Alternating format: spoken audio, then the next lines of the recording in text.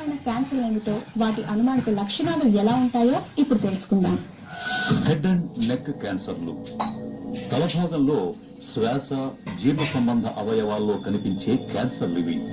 పెదాలు, నాలుక, చిగుళ్ళు, గొంతు, ముక్కు, స్వరపేటిక తదితర భాగాల్లో ఈ క్యాన్సర్లు కనిపిస్తూ ఉంటాయి. నిజానికి మెదడు, అన్నవాహిక, థైరాయిడ్ గ్రంథిలో వచ్చే క్యాన్సర్లను హెడ్ అండ్ నెక్ క్యాన్సర్లుగా పరిగణించారు. ఈ క్యాన్సర్లకు ప్రధాన కారణాలు పొగాకు సంబంధ ఉత్పత్తులు, మద్యపానం, గుట్కా, పాన్, జర్ద, నస్యం, వక్క, బీడి, చుట్ట, తమలపాకులు, సిగార్ ఇలా కేవలం పొగాకు సంబంధ ఉత్పత్తుల కారణంగానే 75% తల మెడ క్యాన్సర్లు వస్తున్నాయని సర్వేలు చెబుతున్నాయి.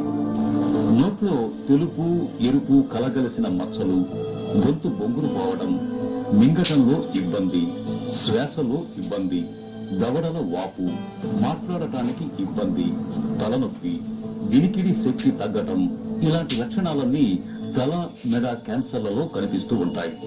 తొలి దశలో గుర్తించి చికిత్స తీసుకుంటే ఈ క్యాన్సర్లను నయం చేసుకోవచ్చు. ఊపిరితిత్తుల క్యాన్సర్ ఏకంగా ప్రాణాలకే ఆధారమున్న శ్వాసను కబళించే క్యాన్సర్ రక్కసి ఇది. ఈ ప్రాణాంతక క్యాన్సర్ కు కారణం పొగాకే.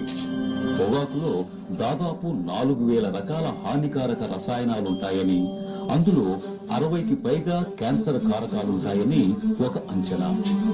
చాలాసార్లు ఊపిరితిత్తుల క్యాన్సర్ ను టీబీగా పొరపడే ప్రమాదం ఉంటుంది.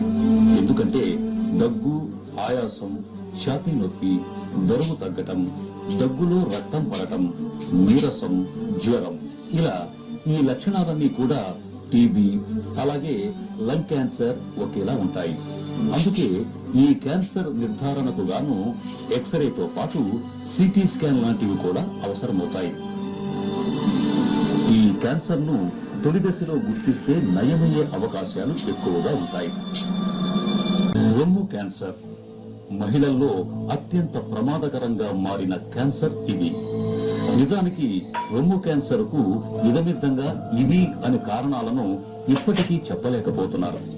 అయితే రక్త సంబంధీకుల్లో ఎవరికైనా ఈ రొమ్ము క్యాన్సర్ ఉన్నా, ఆలస్యంగా పెళ్లిళ్లు అయ్యే వారిలోనూ, లేటుగా గర్భం ధరించే వారిలోనూ, ఏ కారణంగానైనా ఈస్ట్రోజన్ హార్మోన్ ఉత్పత్తి ఎక్కువగా జరిగిన, జంక్ ఫుడ్, పొగ, ఆల్కహాల్ అలవాట్లు ఉన్న వారిలోనూ, స్థూలకాయుల్లోనూ రొమ్ము క్యాన్సర్ వచ్చే ప్రమాదం ఉంటుందని డాక్టర్లు చెబుతారు. రొమ్ములో కణితుల్లాంటివి, ఆకృతిలో తేడాలు, రొమ్ము నుండి స్రావాల్లాంటివి వస్తున్నా డాక్టర్ని సంప్రదించి తగిన సలహా తీసుకోవటం అవసరం. కుటుంబంలో రొమ్ము క్యాన్సర్ నేపథ్యం ఉన్న మహిళలు 35 ఏళ్లు దాటిన తర్వాత మ్యామోగ్రామ్ లాంటి పరీక్షలు చేయించుకోవటం ద్వారా రొమ్ము క్యాన్సర్లను తొలి దశలో గుర్తించి తగిన చికిత్స తీసుకోవచ్చు.